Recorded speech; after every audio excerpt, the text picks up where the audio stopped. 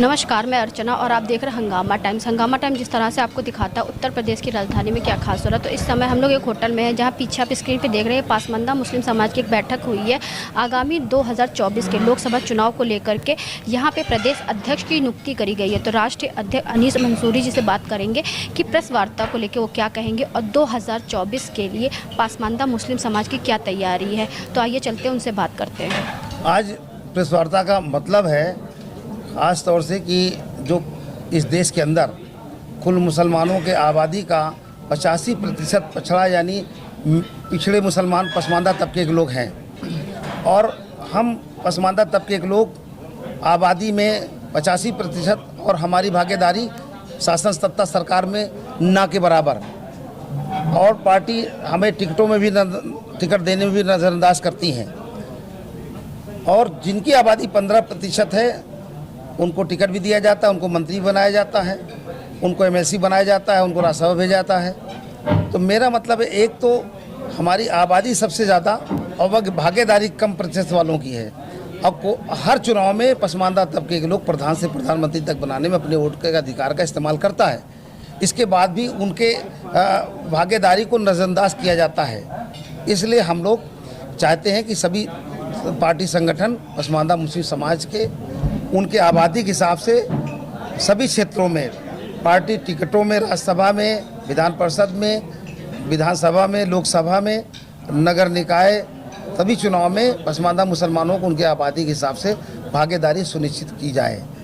उसके अलावा हमारी मांग ये है कि जैसे पीडीए की बात है, पीडीए में अल्पसंख्यक की बात हो रही है, तो सभी राजनीतिक मतलब माननीय अखिलेश यादव जी पीडीए के नाम पर अल्पसंख्यक में से अपर कास्ट मुसलमानों को भेज देते हैं। लेकिन पसमानदा मुसलमानों का भी अधिकार है, आप उनको भेजिए और हमारे आबादी के हिसाब से हमारे पसमानदा मुसलमानों को भी सम्मान मिलना चाहिए। कोई बात नहीं, हमारे राष्ट्रीय अध्यक्ष जी हैं, आगे भी हम उनके साथ लगे हैं, उनका हमेशा समर्थन करेंगे और 2024 में समाजवादी पार्टी इंडिया गठबंधन को भरपूर तरीके से पसमानदा मुस्लिम समाज तन मन धन से लग करके उन हर प्रत्याशी को जिताने का काम करेगा और माननीय अखिलेश यादव जी से अपने हक अधिकार की लड़ाई पसमानदा हमेशा लड़ता रहेगा। जैसे आजमगढ़ के सांसद ने अखिलेश यादव को वहाँ से भगाने की बात करी, तो उस पर क्या कहेंगे? आजमगढ़ के सांसद और अखिलेश यादव जी में ज़मीन आसमान का फ़र्क है। वो निरहुआ भूल गए कि सबसे पहले टिकट उनको किसने दिया था। अब अगर माननीय अखिलेश यादव जी के शख्सियत और निरहुआ की शख्सियत से तुलना करेंगे तो ज़मीन आसमान का फ़र्क है। उनकी क्या हैसियत है?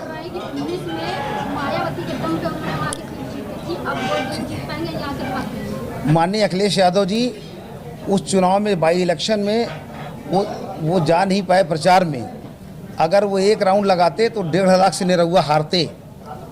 और माननीय अखिलेश यादव जी वो शख्सियत है जिस जगह पहुंच जाते हैं वहाँ के आबो हवा और माहौल बदल जाता है। ये तो इसलिए जिले के अखिलेश यादव जी वहाँ पर चुनाव में जा नहीं पाए। इस वजह से बहुत मामूली अंतर से 8,000 से धर्मेंद्र यादव जी हार गए। अखिलेश यादव जी की लड़ाई नहीं थी। अखिलेश यादव जी के सामने तो हिम्मत नहीं थी किसी की टिक पाते। वो तो लाखों लाख वोट से जीते हैं वो। और आज उत्तर प्रदेश में वसीम रानी साहब हमारे साथ एक लंबे अरसे से हमारे फाउंडर भी रहे हैं। पसमानदा समाज लंबे अरसे से काम करते चले आ रहे हैं। उनके काम को देखते हुए हमने अपनी राष्ट्रीय कमेटी में अपने साथ जोड़ा उनको पसमानदा मुस्लिम समाज के राष्ट्रीय कमेटी में राष्ट्रीय उपाध्यक्ष पद से उनको नियुक्त किया है और उस पद को हमारे साथ पूरे देश में काम करेंगे चल करके। और उत्तर प्रदेश की जिम्मेदारी भाई वसीम रानी के सिफारिश पर, उनके कहने पर कि हमारे स्वास्थ्य साथ नहीं देता है और उनको फालिज का अटैक हुआ था, अभी वो थोड़ी दिक्कत में है, तो उन्होंने कहा कि किसी और को प्रदेश अध्यक्ष बना दिया जाए ताकि वो प्रदेश का काम करे। राष्ट्रीय कमेटी में हम आपके साथ में रहेंगे। और हमने उसी कड़ी में जनाब खुर्शीद आलम सलमानी साहब को आज उत्तर प्रदेश का पसमानदा मुस्लिम समाज का प्रदेश का अध्यक्ष नियुक्त करने का काम किया है। सर, आपको आज एक बहुत बड़ी जिम्मेदारी दी गई है लोकसभा में पार्टी को मजबूत करने के लिए, तो क्या कहना चाहेंगे आज प्रेस वार्ता को लेकर? देखिए, मैं बहुत बहुत धन्यवाद देना चाहता हूं अपने राष्ट्रीय अध्यक्ष माननीय अनीस मंसूरी साहब का, जिन्होंने इतने बड़े पद पे मुझे नियुक्त किया है और आने वाले समय में मैं उनके कंधों को झुकने नहीं दूंगा और बराबर उनका सिपाही बन के मैं उत्तर प्रदेश में लड़ता रहूँगा। और रही बात आने वाले आगामी चुनाव की, 2024 के लोकसभा चुनावों की, तो हमारे माननीय राष्ट्रीय अध्यक्ष अनीस मंसूरी साहब अखिलेश यादव जी का समर्थन करते हैं, समाजवादी पार्टी का समर्थन करते हैं। तो इसलिए हम लोग समाजवादी पार्टी को पूरी तरीके से जिताने का काम करेंगे और पासमानदा मुस्लिम समाज को एक नए दौर, एक नई राजनीति और एक नई शिक्षा नीति के तहत हम लोग आगे बढ़ाने का काम करेंगे पूरे प्रदेश में। आए दिन वर्तमान सरकार कुछ न कुछ समाजवादी पार्टी पे टिप्पणी करती रहती है और जिस तरह हाल ही में आपने देखा कि इनकम टैक्स की रेट भी अखिलेश यादव जी के यहाँ पे टिप्पणी थी, क्या कहना चाहेंगे? देखिए, उनके हाथ में ईडी है, सीबीआई है, इनकम टैक्स है, सारी चीज़ें उनके हाथ में, क्योंकि वो सरकार में है।